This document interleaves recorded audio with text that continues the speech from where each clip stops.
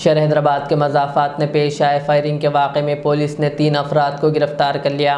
तफसीलात के मुताबिक पोचारम में फायरिंग के वाक़े में मुलविस 3 मुल्ज़िमान को सिर्फ 12 घंटों में पुलिस ने गिरफ़्तार कर लिया।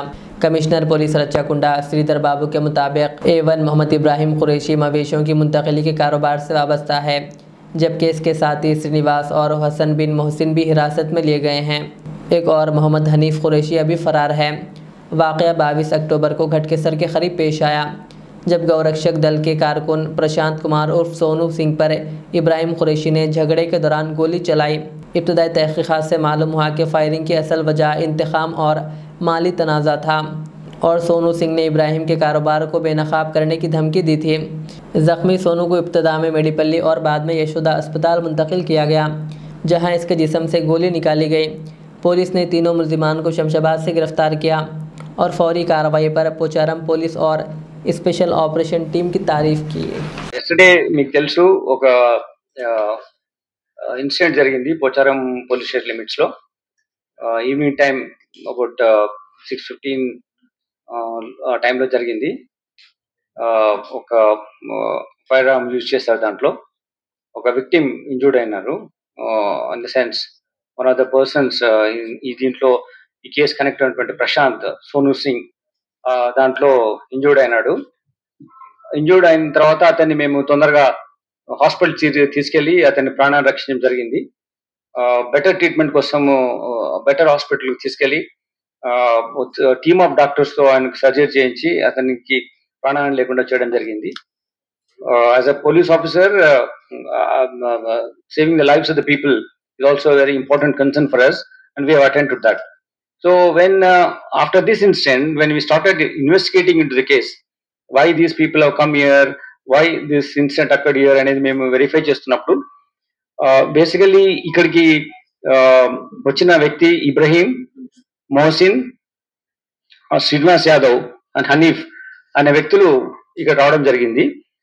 ఇక్కడికి వచ్చిన తర్వాత మన ఈ ప్రశాంత్ కుమార్ అలియా సోనూ సింగ్ ను ఇచ్చిన ప్లేస్ కు సోనూ సింగ్ ఇక్కడ కలుద్దాం, ఒక అవుట్స్కర్ట్స్ లో ఒక చిన్న టీ స్టాల్ ఉంది, అక్కడ కలుద్దామని చెప్పడం జరిగింది.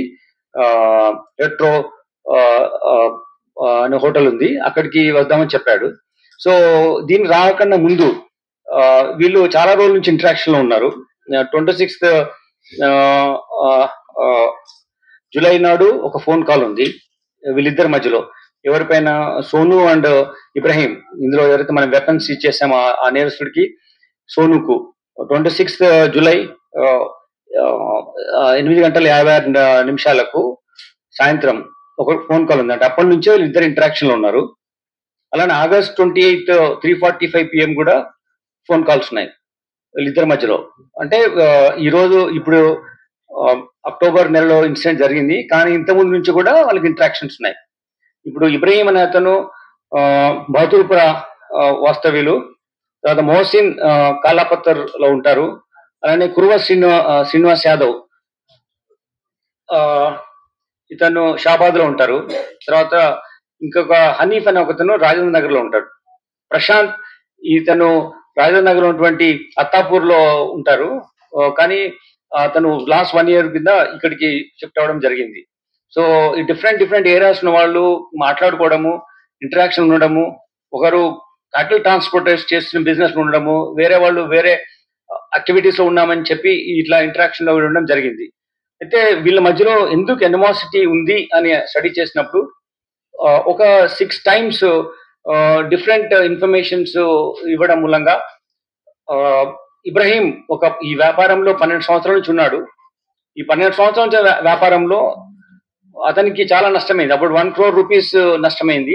ఈ ఇన్ఫర్మేషన్ ఇస్తున్నాడు అని అతని మధ్యలో డిస్ప్యూట్ అవుతుంది. కానీ అంతకు ముందు నుంచే ఇన్ఫర్మేషన్ ఇస్తున్న దానికన్నా ముందు ఇప్పుడు శంషాబాద్ లో 2 కేసులు, గట్కేసులో 1 కేసు, గజ్వేల్ 1 కేసు, కల్వకుర్తిలో 1 కేసు, కల్వకుర్తిలో 18/10/25 ఉంది, ములుగులో 19/10/25 ఉంది.